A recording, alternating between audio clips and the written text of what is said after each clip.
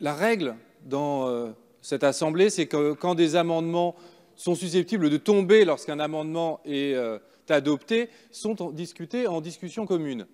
Là, non, cela n'a pas été le cas, et donc notre amendement sur l'alternative végétarienne est tombé sans que nous ayons pu en discuter. Donc je vais pouvoir en profiter pour répondre à Monsieur le ministre.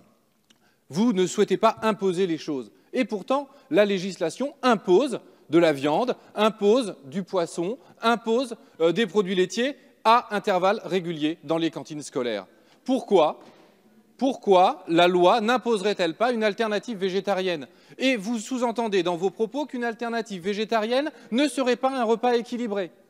Si, c'est ce que vous avez dit. Vous avez dit, Monsieur le ministre, le seul repas que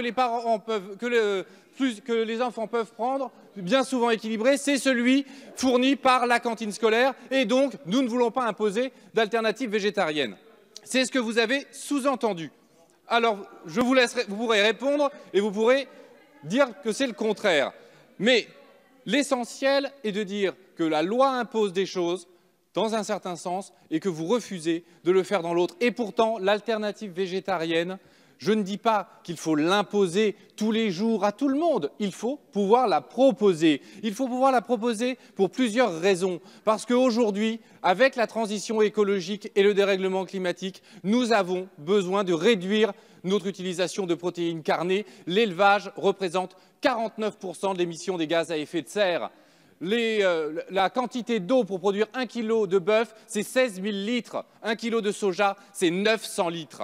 Donc, il est nécessaire de réduire notre consommation de protéines carnées et éduquer nos enfants à de nouveaux goûts, de nouveaux produits est indispensable pour avancer dans ce sens. Et de la même manière que vous le savez bien, les enfants sont prescripteurs et donc éduquer les enfants, c'est également éduquer les parents. Et donc, renoncer à cette possibilité, à cet élément essentiel de la transition écologique, eh bien, est criminel vis-à-vis de l'humanité. Et je vous le rappelle également, il est impensable qu'aujourd'hui, de nourrir 8 milliards d'individus avec autant de consommation carnée que dans nos pays ou qu'aux États-Unis. Il est donc nécessaire de faire une véritable transition, y compris alimentaire, au nom de la lutte contre le dérèglement climatique. Et c'est ce que vous refusez de faire en rejetant ces amendements.